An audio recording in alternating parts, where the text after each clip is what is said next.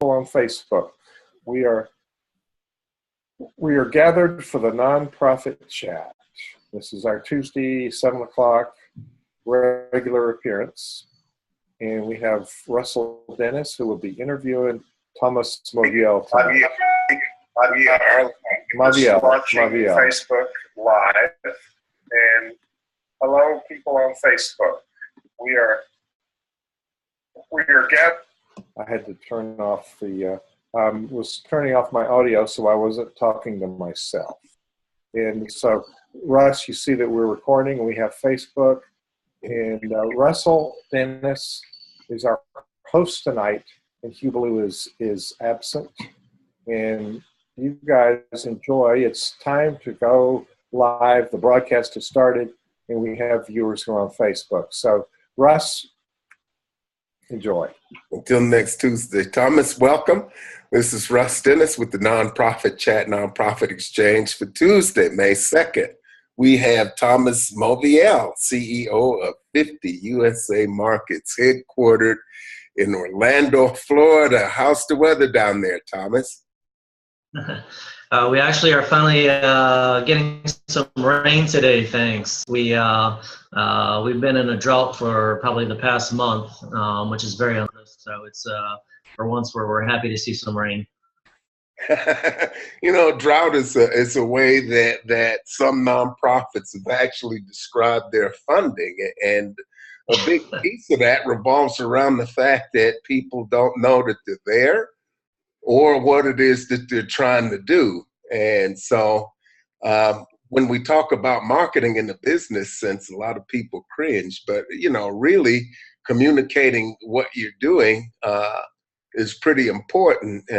So I know that you do a lot with all sorts of market research and helping people position themselves. You know, why would it be important for a nonprofit or people who are thinking about starting a nonprofit to do market research? To know if there's a real need out there for their nonprofit and their services and obviously their mission. You know, that mean there are, I don't know how many tens of thousands of nonprofits out there already. I think a lot of times that people have a good idea, they see a need, and they say this would be a great idea for a nonprofit, but there may be already nonprofits out there doing that. Maybe they're not targeting your community or your school system or whatever it may be that you're really focusing on. And then there's always going to be, you know, so there might be that nonprofit out there doing very similar work to what you want to do. They're already getting funding from somewhere, and as all nonprofits know, I mean, funding is just, you know, it's a scarce resource. So I think when you are going to get up and get a nonprofit going, you know, they're going to, as the saying goes, there's nothing new under the sun, but at the same time, there are new ways of doing things. You know, new strategies, and so, but I think it's important to do your market research because you want to know, is funding even viable? And because if there are dozens of nonprofits out there that you'd never heard of, or one huge you know, mammoth of a nonprofit that has a monopoly on that entire area, maybe your chances of getting funding are going to be very slim. But maybe, you know, maybe instead your opportunity is going and, you know, I don't know how often they do this, but like working as like a subcontractor for them, or starting, you know, talking to them directly about partnering and, you know, where are areas that they're focusing on and not focusing on. So I mean, market research is not just secondary research of like pulling the data. So there's going to be a fair amount of data out there, but also doing the primary research and not just on the internet, but picking up the phone and making lots of calls. So that was a very long-winded answer, but I mean, I could probably talk for days about it, but that I guess is a start. Well, there are lots of reasons to do that. So when you went out to come up with your concept for 50 for 50 USA markets. You know, when you were putting your business together, you did a lot of research. And so talk about what that looked like and how your background played into that. A little bit about how you built your team to fill in some of those areas that you needed a little extra support in, and so forth. Yeah, yeah. Well, I hate to disappoint, and but I kind of work just kind of, and my business kind of started overnight, and work just kind of fell into my lap. But getting started, but once I got started, because I work for a lot of, I work for more and more domestic companies and organizations nowadays that but I focus solely on the U.S. But I started off working for foreign companies that were looking to enter the U.S. market, wanted to know all the ins and outs. I have a strong international background that goes back to working in international development and I was a Peace Corps volunteer in the Carpathian Mountains for a couple of years doing economic development work. So very grassroots stuff, and working with a lot of nonprofits over there, and local city councils and churches and city hall. But basically, once I started getting going, I knew I needed to expand my business, and I was working for one trade office. So basically, how I started getting going was finding out there's tons of lists out there and tons of information. So I just started finding, well, who are the other trade offices? How do they operate? I started like talking to more diplomats and people that I know that are working in the international field, and began finding out, well, I realized that a lot of big countries that are big into trade, say like France or the UK, they have, you know, huge departments with people doing what I do. But it's a lot of the smaller companies that, like for example, Latvia. I've been talking with Latvia lately, and they had a trade office until 2008, and then they closed it down. And then so their company said no representation here in the U.S. So for me, it was just talking to my friends and asking, and I got an in with one of my Latvian friends from grad school who had contacts in the government. And then because I live in Orlando, I started tapping into, there's not a huge international community here, but I started looking at what's going on in Miami. So it's just thinking logically, well, where does trade happen? Well, a lot of trade happens in Miami. So I started looking at, well, what trade offices are located in Miami? And then I started looking at the websites, finding out who runs it. And then literally, well, sending out a lot of just emails and then follow-ups, and picking up the phone and cold calling and sharing with them, this is what I do. This is how I can help you. Do you guys have any, what are your current needs? What are some of, what are your biggest challenges? Do you, and let's set up a time to talk, and then talking more and more and more, and then going through some of the vetting process to become a vendor for them. So that's a big way that I've done things, and just word of mouth, and I don't use a lot of social media. I know for a lot of people it's a big thing. For me, I just maybe I'm a little old school, and I just find who these people are, and I pick up the phone and I call, I send emails. So and that's how I like to do things. All right, yeah, I've got a little bit of an economic development background with working with a tribal nation myself, and economic development is pretty broad. So it's about lifting all boats up, and you stepped in and filled the need that was there, and that's really critical. So I know that that's proven to be lucrative. There's always so much international trade, but you turn your attention to domestic markets, and it's really uplifting to me to know that you're focused on being at home and working and doing work that helps support nonprofits to educate them a little bit on some of the things that they need to do to become a little bit more marketable. So if you were talking to someone at a new nonprofit or a social entrepreneur that was thinking about starting a social enterprise, as far as finding out what he needs to know, what are some of the first steps that you'd give him or her to take in order to find out if their idea is viable? Yeah, well, I think a few things that I would do is obviously start with a very basic research on nonprofits nonprofits. It's going to depend on what your focus is. Are you national or are you local? Well, if you're only local, then just focus on your local market. Find out what other nonprofits are out there. I used to live in Colorado, and there's a lot of nonprofits, and there was it's called like Colorado Nonprofit Association.org. And they just had lists of all the nonprofits and what they do. And so you can usually find a local resource, or you can start with, if you can't find anything, if you're in a remote area, maybe calling your local city hall or city councilman and finding out. Their offices a lot of times can be hopefully very helpful, and can let you know what kind of nonprofits and needs are out there.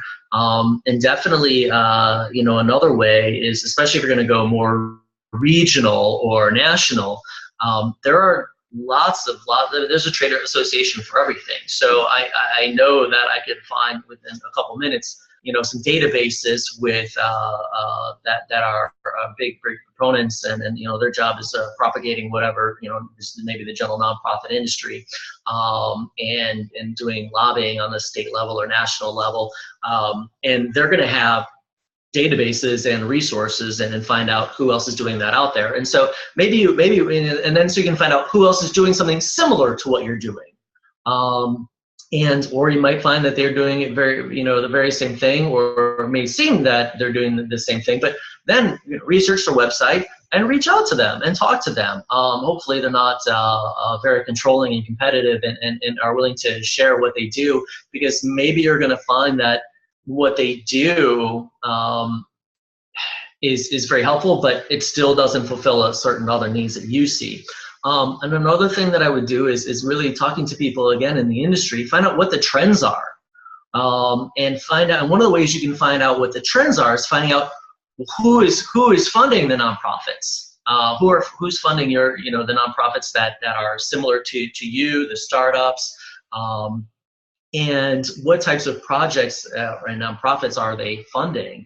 Because you might have something great for capacity building, right? You want to do capacity building for businesses or whatever it may be, but that's not what's being funded right now. So you might need to then find, well, all right, if very little or no funding is out there for capacity building in my idea,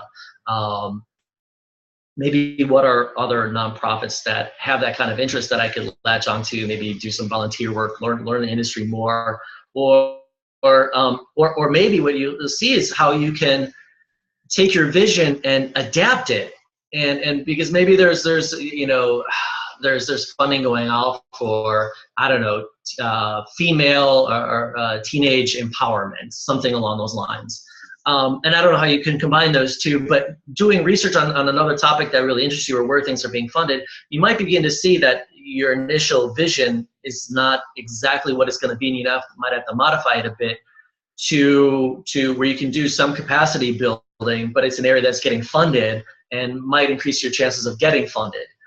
Does that make sense? That does. A lot of people will have an idea and they'll kind of get off track a little bit, but it's important, as you said, to kind of look in there. I'm in Colorado, so I'm a member of the Colorado Nonprofit Association, and and they are members of the National Council of Nonprofits, and that's where you can sort of plug in and fan out in all of these other places. But I'm a firm believer in what you were talking about as far as finding other people who are doing the same thing.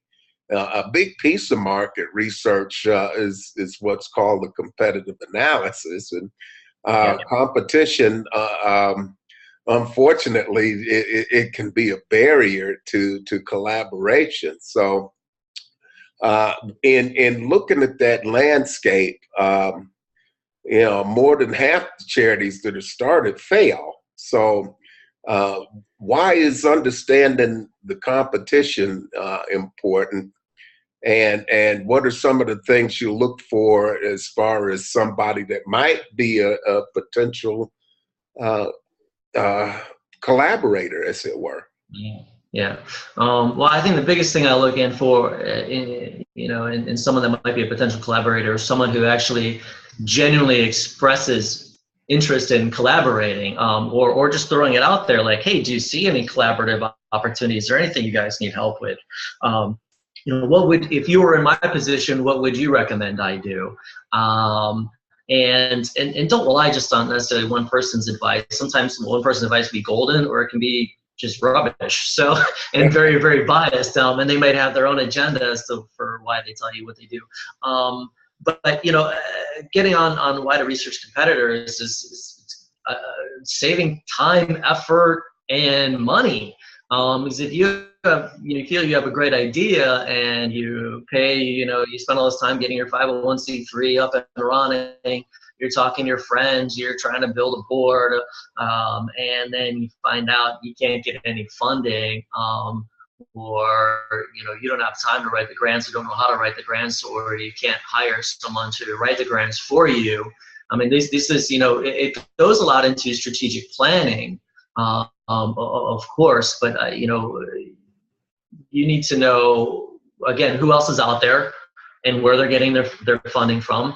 And if you think that there's room for you in your nonprofit in that segment, getting to know your competitors is very much a what it is that you find that they do well and what they don't do well. And maybe you can see what they don't do well, or just don't do at all, that's your in. And again, I mean, you can start with a mission, but that doesn't mean you have to, and it may be a little bit different than what you originally wanted to do, but that doesn't mean you have to stick with that forever. It's just an in. I think many times people are too rigid, and it's not just a nonprofit, this is in business, like it has to be this way. Like, no, it doesn't have to be that way. Like, things can look, the universe a lot of times will tell you things can look, will point you in the direction that things might be better off, look different than your initial vision.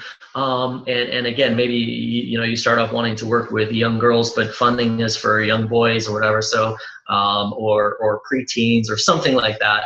And you get going, and then you can over time you get to learn the business. You get a good reputation. You learn who your funders are, and then you can start to find other ways to get into that area that maybe you're most passionate about.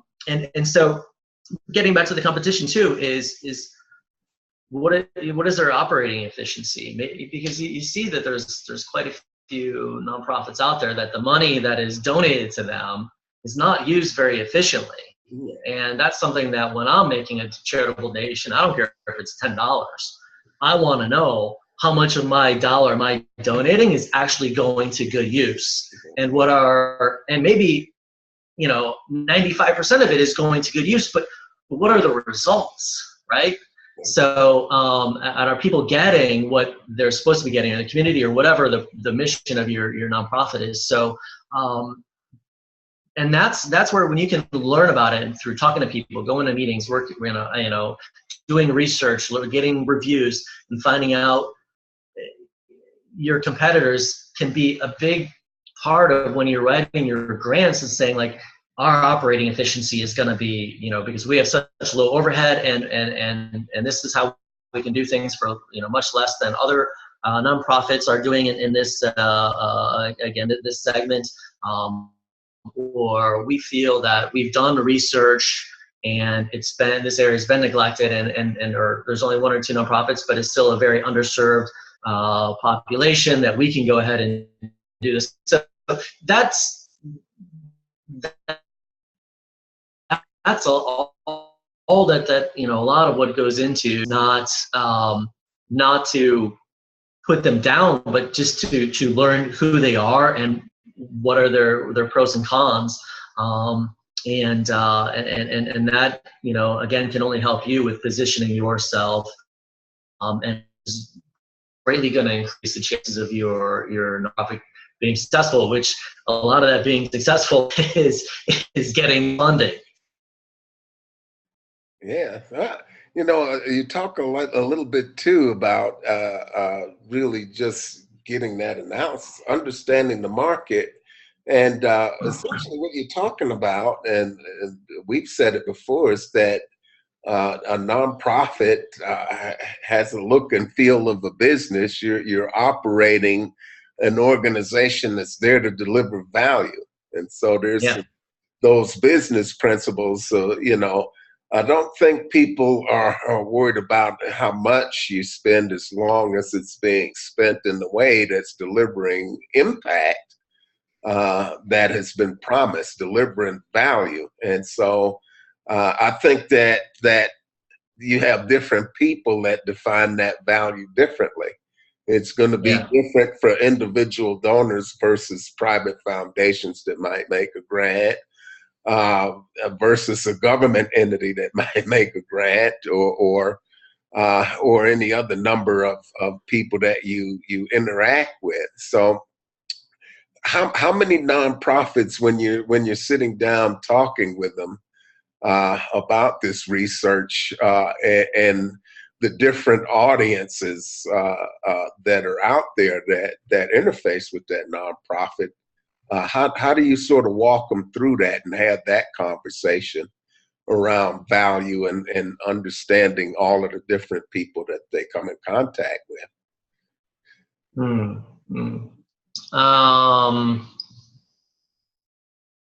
Have they, I mean, obviously it kind of depends on the flow of the conversation, but really getting into what makes you unique, or your idea unique in your nonprofit, and talking to them like, who else out there is doing that? Or have you done research on our people, our funds? These large grant funding agencies, are they funding these types of projects? Have you talked to them? Maybe picked up the phone and called and say, hey, do you guys, what is some of the trends? I mean, why not call the fund people, and then one of the managers, and talk to them about the trends? Because a lot of times they know, because a lot of times they make the decisions on this is what the trend's going to be, this is what we feel the needs are. So I don't see anything wrong with that. I think also, getting down into funding, it's just the getting up and going. Like, if you have a full-time job, do you have the time? If you don't have the time, how are you going to make the time? And how are you, and that might be hiring a team. That might be, spending every weekend for your next year or two, working real hard to get it up and running. And I've been part of the grassroots nonprofits that I got involved with before. It was a 501c3, and became a board member and was on their finance committee. So I got to see a lot of the tough dealings that I went through. But so I think it just comes back again to what separates you from the pack. Who out there? How do you know that there's going to be funding for you? When you talk about impact, that's great, but what does impact mean, right? So when I say you, I'm speaking very generically. Why do people care about what you do? You might think that they need it, but do they think that they need it? Is there a real clamoring in your community for this type of for your type of services? Because that can be a big telltale sign if this is something to pursue, or do we pursue a different path, or do we just shut it down altogether? So I think that people are. I think one of the danger points is getting so excited about your idea that seems amazing to you, and it's not to knock it, but you got to really run it through the mill and let people get feedback from people in the industry, and again through your secondary research too, to find out, is your great idea, is the world ready for it? And so there's just take your time, do your due diligence, don't rush things. You can file 501c3 any day of the year, but because I think too often people get too far down the road, and before they find out that it's not sustainable, even if your community needs it, it's just not sustainable for one reason or another. So, and there's no guarantees with doing competitive analysis or market research. I can't guarantee any successes for anyone that I work with, but you can help to increase your odds and your chances.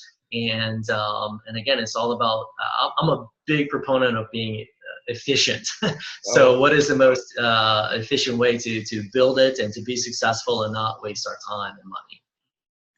Yeah, that's sage advice, and it's really thorough, you know.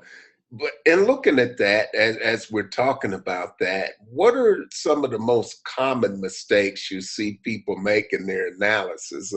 I think that when you pointed out that they get excited about an idea, ooh, I can run off and do this, and everybody needs it. A lot of times they just run with it without analysis. But some people do. They stop and they do some research and run off and get stuck.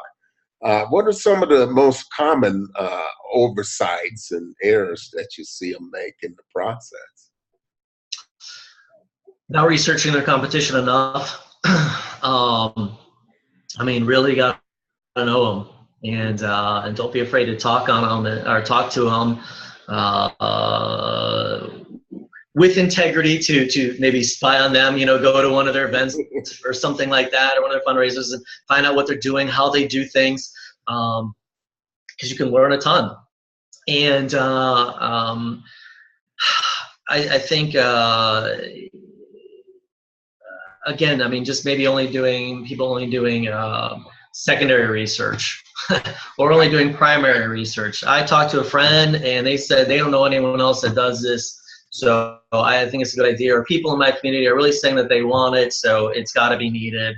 Well, I mean, if you don't know that you have any competitors out there, or you don't really know what they're up to next, they might be, you know, targeting that need and you have no idea, or nobody may be targeting it because the funding just isn't there, unless you have deep pockets yourself, or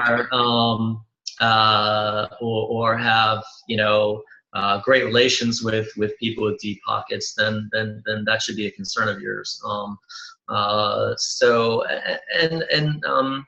Or again, like only looking at, you know, if you're in a segment with a lot of different players, only researching the, you know, 2 or 3, you know, competitors, you know, 2 or 3 other nonprofits or businesses, whatever it may be, but there's a lot of other players in there too, and so I mean, if there's 100 different nonprofits, I don't think you necessarily need to spend days researching, you know, on each one. But you better pick some of the main front runners, and probably more than 2, and find out what they're doing. And I build spreadsheets for my clients, and I said, you know, I'm very big on like, here's your organization, here's what their main location is. Do they have other locations? Who runs it? Who's on their board of advisors? What are the pros and cons? What are people saying? What are the different programs that they offer? What's their funding? Where are they getting their funding from? So that's something that people can be doing for themselves, as well as taking that time and again, and kind of building that database. And because you're going to learn, you know, learning what their other what a competitor's offerings are is one good way of like learning what their pros and cons are to it, besides talking to people too. So anyway, I think that answers your question. Yes. I think also that a lot of people are probably afraid of data, and before it was hard to know where to look, and now there seems to be data everywhere. Some of it free, some of it requires an investment. And so how do you work with someone when they're very much intimidated by the data or afraid of the data? How do you sort of walk them through that? Because if they got enough fear, they won't even bother to do it. Which data can be very intimidating. I've even gotten intimidated by data before, but you got to persist, you know. And I think you know, one of the biggest ways that I work with the data is being able to explain it in you know, in layman's terms. Understanding just what does it mean?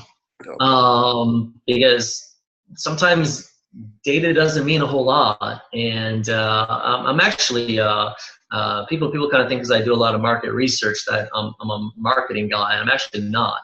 I'm an economist by trade. So and so it makes it a little, a little bit different of what I do, and a little, different perspective and ways that I approach things. But there's we have a saying in economics, like if at first the data doesn't produce the results that you want, you massage the data. And then if massaging the data still doesn't produce results you want, you beat it into submission until it says what you want. So, which is why it's you can get numbers to tell you anything you want. So my point being that make sure you're getting your data from a reputable source. Usually best to get it from 2, 3, 4 different sources.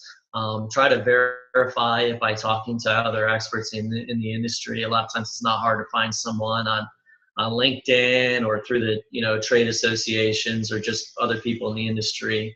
Or calling the company and asking them how they come to the conclusions of the data, because so much matters as far as what is the population size of where you're taking it from, where was data was only in the Northeast, because if you followed any elections, you can tell like there's you try to extract data from different parts of the country and get totally different results, and it's not, none of it is right or wrong, right? It is what it is. And so I getting back to the point, I think there are a lot of paid services out there. I subscribe to a few. Some are incredibly expensive, so I don't really bother with that. And I find a lot of times I can get what I need through other methods. And another thing too that people I think don't think about is there's a ton of databases out there that are free to the public through the library system.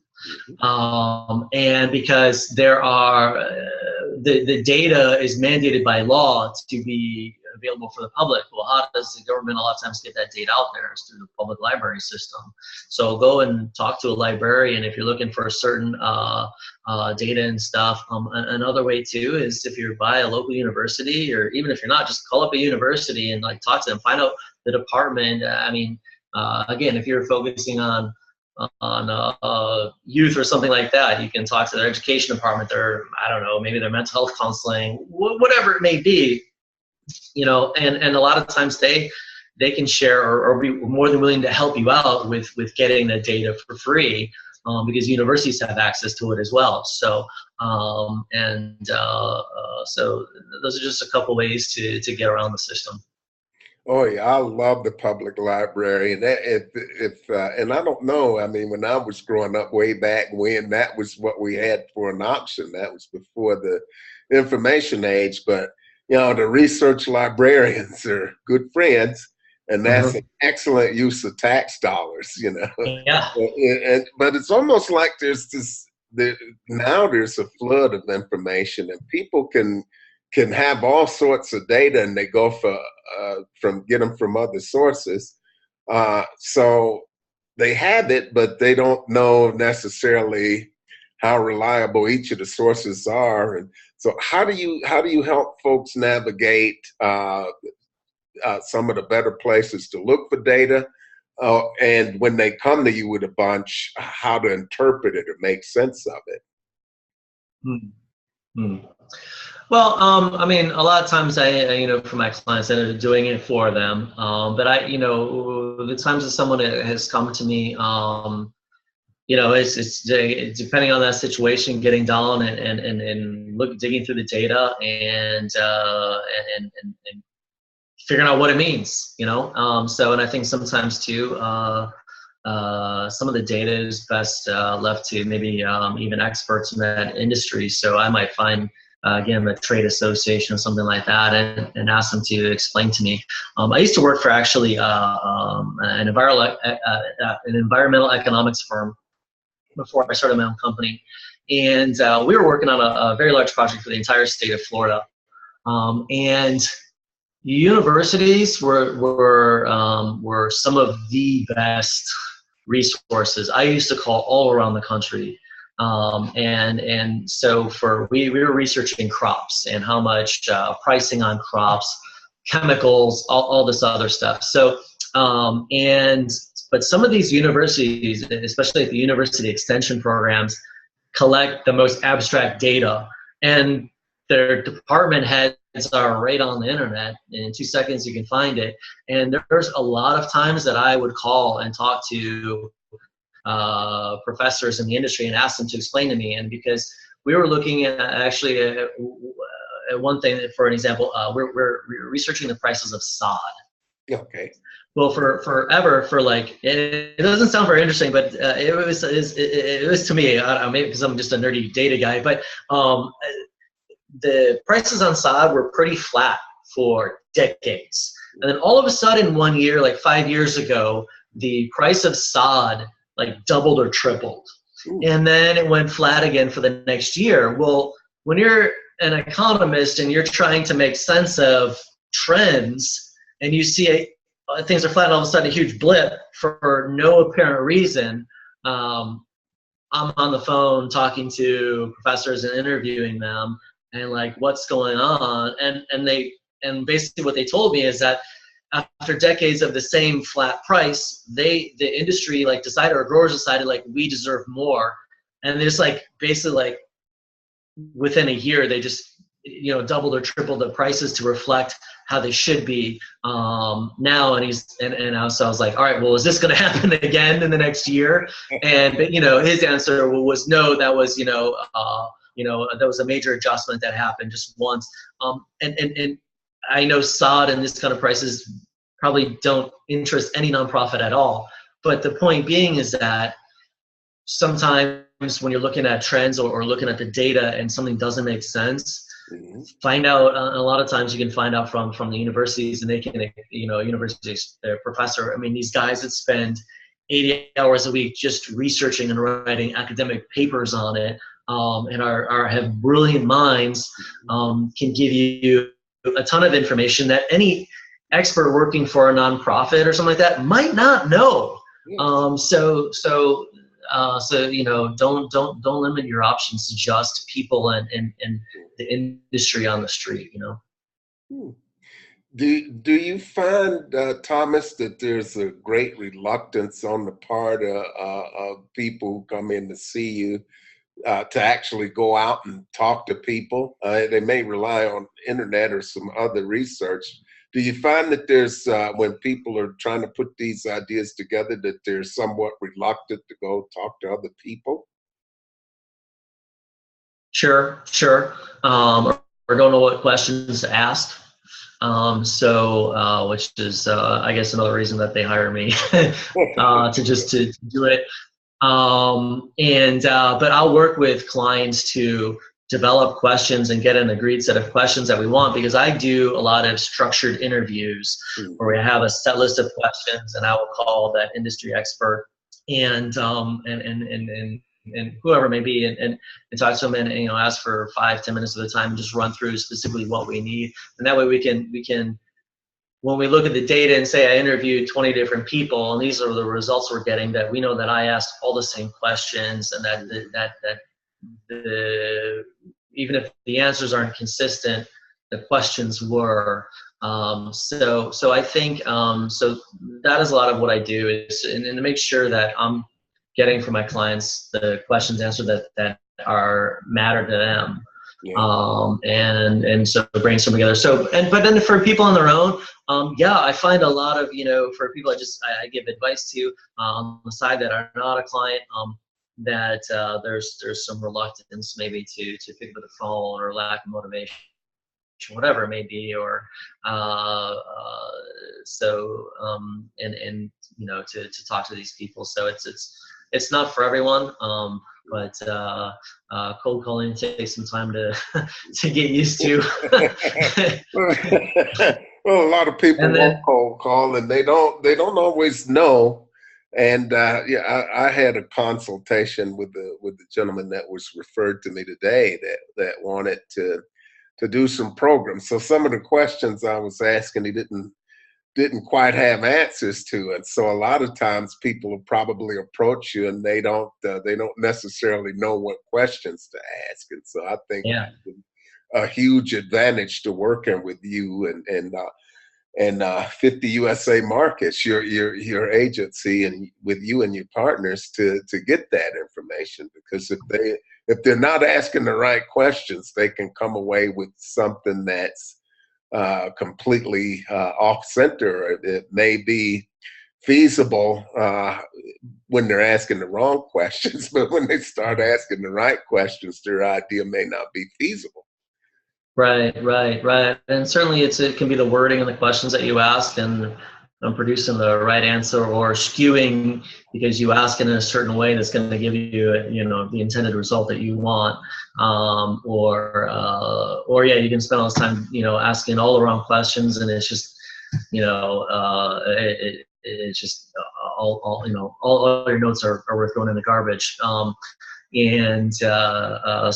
yeah, and that's just more about, thinking ahead and being smart and really, taking your time. Don't rush it. There's nothing wrong with taking baby steps. And because once you start taking the baby steps, then it doesn't mean that you have to move incredibly slow. It just means that there's small steps, but they're very structured. You're staying disciplined. You have a strategy, and then you're moving forward. And so yeah, I mean, I think I think a lot of people, just don't take the time or think through what do I really want, and so certainly when you are going to take up someone else's time, in your own time, you really got to be very clear about what you want and what answers, why do you want them. Yeah, I think that's the value of having a trusted advisor like yourself to kind of sort of get people to step back, take a breath, because social entrepreneurs they're difference makers, and they see a problem, they want to get in there and get at it and do something. And they're excited about a large vision that they have, and they don't always think about that sequencing or who else is doing that, which is something that we talked about at great length. So when you talk about some of the problems that society has, they're pretty broad based, like homelessness, and so when you got somebody that has a nonprofit out there, how do they go about differentiating themselves by using that research? Well,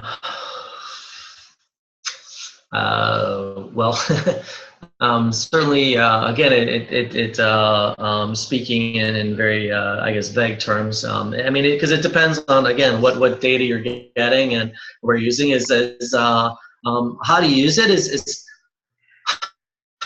you might see a real need for it. People in your community are saying you need to start a nonprofit that is going to address this issue. This is a big issue in our community, and I really think it's just a national problem. Well, then you go and you do the data and you find nationwide, and because you're wanting to start a nonprofit, we're going to be national. We have this huge idea. You're creating this grand strategy. You're doing all this research. Maybe you're researching all your competitors in Oregon to Maine and wherever else. But then you go and you really look at the data and you talk to people, and maybe it's not that much of an issue nationwide, but it's an issue to certain segments of the or certain areas of the country. Or maybe it's just something that's very unique to your community in itself. And that's why I say there's nothing wrong with starting with baby steps, and maybe maybe there's nothing wrong with starting just targeting your community, your school, your neighborhood, whatever it may be. Start there. Get some systems down, get some processes down. There's going to be a lot of learning, and then slowly, then you're going to learn. You're going to build some systems. You're going to see what works and what doesn't work, and be able to go and move on from there. And when you start smaller, a lot of times you don't need as much funding, and so it's a lot easier to get the funding that you need to get up and going. But then also, when you're going to look for those bigger investors, let's say, that the donors, you're going to have already a proven track record and references, and you're going to have this is what we've done, this is what, and so I think it again, it depends on what you want to do, but it's just going to be a smarter way to move, and there's nothing wrong with starting small. I don't think anyone gets into so you're not in it for the money. I know you wanted to get into it to be in create some type of positive impact on your on the nation, the world, but just get up moving. Maybe it's a year down the road, maybe it's 5 years down the road. You never know how fast you're going to grow, but just start and get moving. I mean, that's you look at companies like Uber or smaller mom and pop stores, like even I hate to use but like Walmart, and they just started, and Walmart had its own location. It was pretty, it wasn't very big for many years, and then finally they hit that point and like now now we're ready to expand. There's nothing wrong with that. Yeah, it's a step-by-step process where you build on these successes, and by building step by step and having small successes and creating that track record, and that's a cumulative impact. And so you become known for successfully building on those small successes in the sequence. We did have a comment in on question 3, how does your nonprofit differentiate itself? Moviel City Chamber of Commerce, they said we hashtag think novel, and we hashtag take risk. So this Chamber of Commerce, they've got links up here, so I'm going to have a look at that at some point and see what it is that they do. So, but that's what they do. They think novel, and so they probably have a process for that. And when you're working with somebody that's not sure how to differentiate themselves, how do you guide them through that process? Well, I think if they're not sure how to differentiate themselves, it depends on a few things. First one being is like, well, again, back to what are your competitors doing, right? And let's brainstorm some different ways of doing things, and maybe let's take that and talk to other people in the industry, some of these different ideas, and like, hey, what do you think about what if we did things this way? What if we targeted this segment that way? That seems to be a real underserved area. Why is no one targeting that area? And you might find there's a real good reason that no one's targeting it again. So you don't want to differentiate yourself that way. So it's a lot of back and forth. And I think sometimes too, not I think, I know, is like a mentor of mine was told me many years ago that, follow your heart and you'll never go wrong. And I think that a lot of people that are in the nonprofit industry get into it because they're driven by their heart. So I think that a lot of times, your heart will tell you how you really feel. You want to differentiate yourself too, because you're unique. And so maybe it's best not to always just talk to other people and see how other people are saying you need to differentiate yourself this way, but sometimes you really know deep down,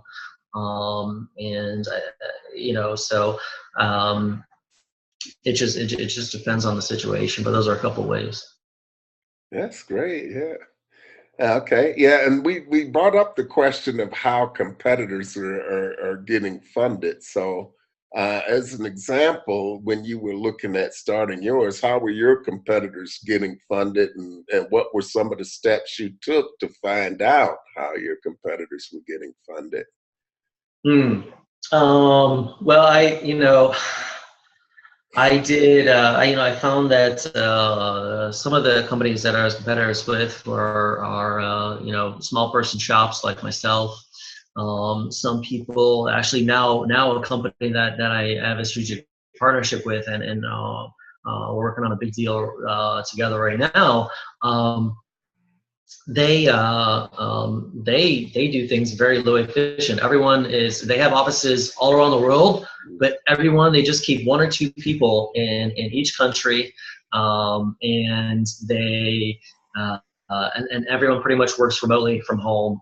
But they have also, people that if they're working on a project and they have someone in their office in Shanghai, that while they're sleeping, the person in Shanghai can go ahead and take over. So I just learned a bit more about how they work and how they're more efficient, just by talking to them, and then eventually getting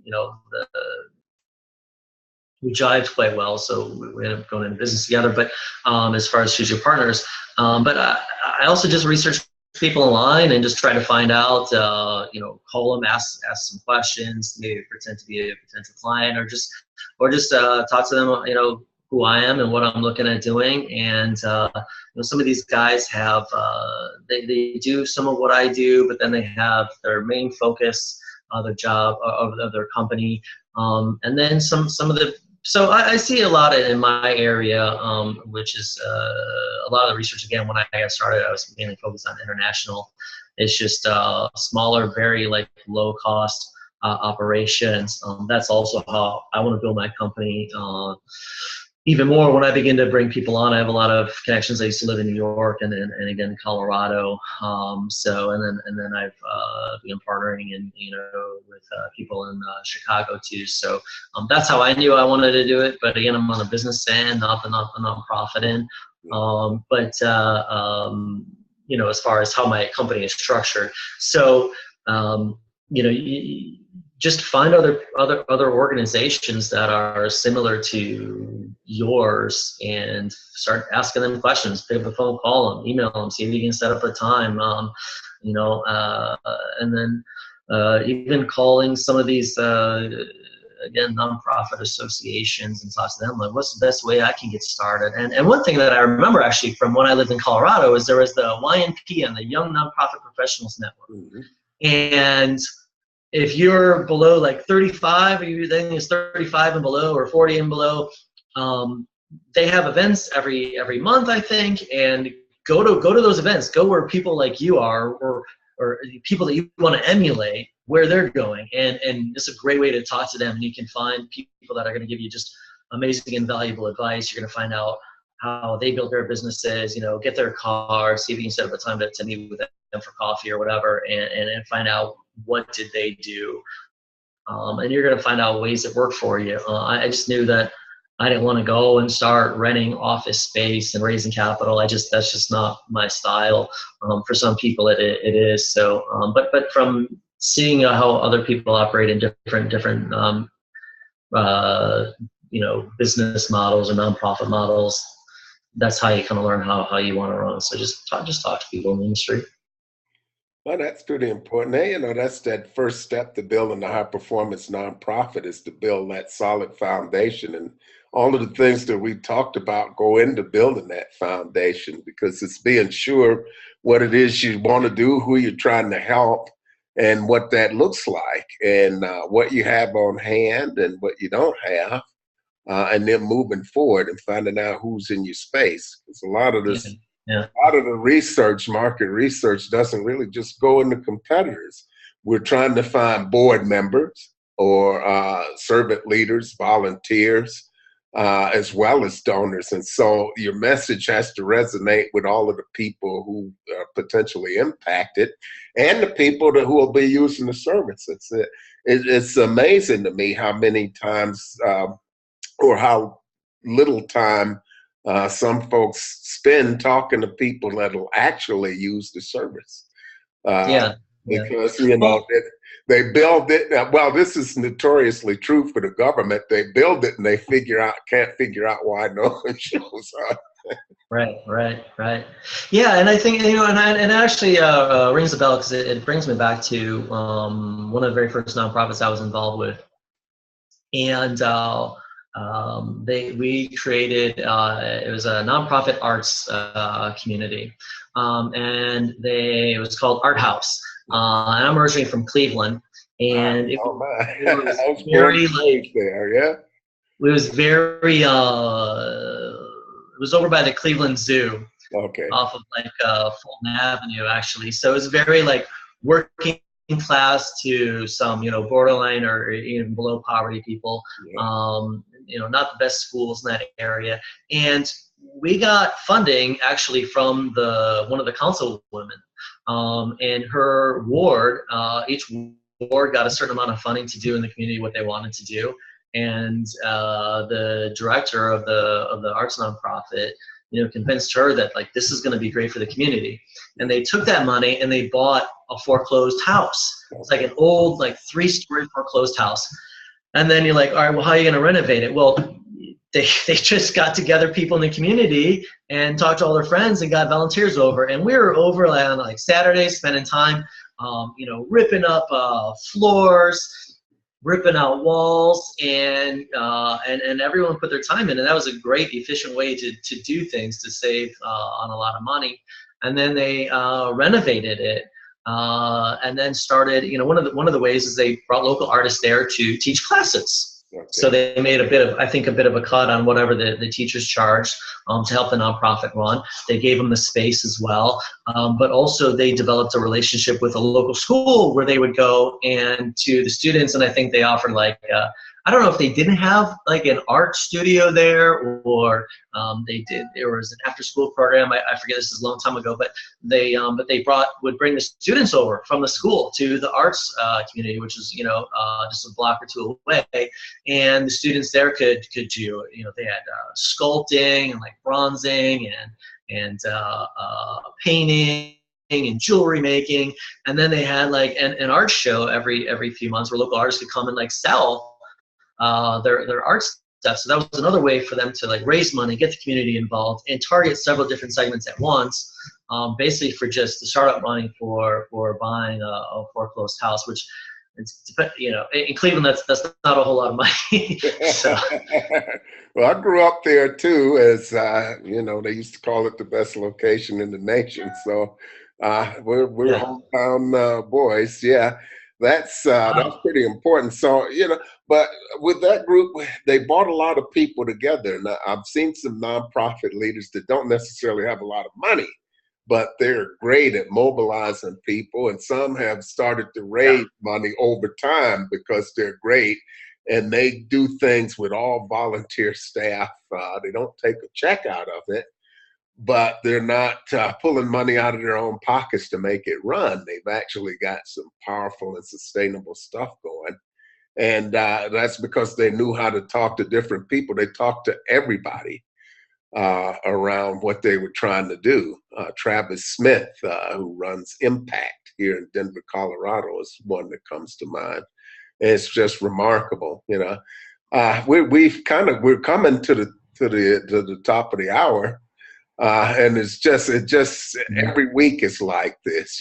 We could go on for hours and I would be fascinated and love to learn more, but we have a limited time for our audience. So what are some closing thoughts that you want to leave people with, and tell us how others can get in contact with you and work with you and that type of thing. Yeah. I guess a few parting thoughts is certainly it depends where you are in your development of your organization. If you're again, I hate to kick a dead horse, but if you're in the beginning stages, you've got an idea, or you have an idea, you've already done your 501c3, you haven't done research on your competition, what's going on yet, you're having a hard time finding funding,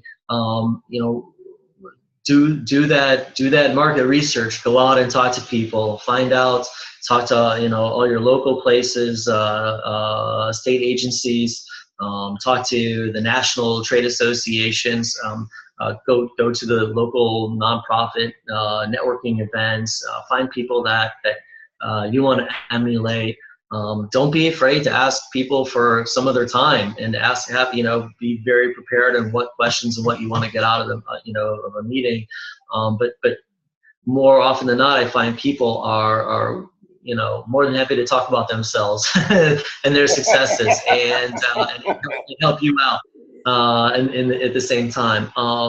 And if you haven't done the secondary data, start looking for it. If you can't find it, then again, these people you're making connections with, find out where they're getting their data. What are some of the trends? Don't be afraid to call up, some of the donors and find out what do they see the trends are. Would they ever fund this type of project, or who would fund that type of project? Because a lot of times, a donor organization is going to know other donor organizations. So, and you might find that it's a small world after all. And I think, again, if you're just starting in, your idea, really try to think, start small. Don't be afraid to start small, and talk to people that are doing similar work to what you're doing. So that's probably what I could say. And without going on for too long, I think also that, yeah, you can reach me. You can go to my website, which is 50usamarkets.com. You can also email me at T and then my last name, which is Moviel at 50usamarkets.com. Or pick up the phone and just give me a call. I still have a Colorado number, actually, so from a long time ago. So you can always just call me at 303-819-9847. And I'll be more than happy to talk to you, listen to your idea, learn more about what you have going on, maybe what some of your challenges are. If I cannot help you out, I very well may know someone that can. So so don't be afraid to reach out. And so there's a lot of exciting ideas, a lot of exciting projects out there. I think it just you got to be relentless and just be unwilling to compromise. If there's something that you want, go get it. And it just takes a lot of time and effort and some good rational thinking. So. Oh, very good. Very sage advice. That's wonderful. I mean, we got all kind of connections, Colorado and Cleveland. And I know, it's crazy. it's just crazy. Wonderful work you're doing out there, and the stuff you're doing is very useful. My best friend's dad was an agricultural economist. He taught at Oklahoma State, Clement Ward, and he retired about 5 years ago. So, so the way that an economist approaches things is really different, but it's thorough. Thomas, thank you very much for your heart and your work and all of the great things you're doing out there. Thank you, everyone that tuned in to be with us here on the Nonprofit Chat. So we'll be getting this interview up again. I look forward to talking to you again sometime soon. Likewise. And we will have this available later in the week also on the Nonprofit Exchange, our sister podcast site. So you can download these programs and listen to them in your car or while you're jogging. And so we like to pass this information on.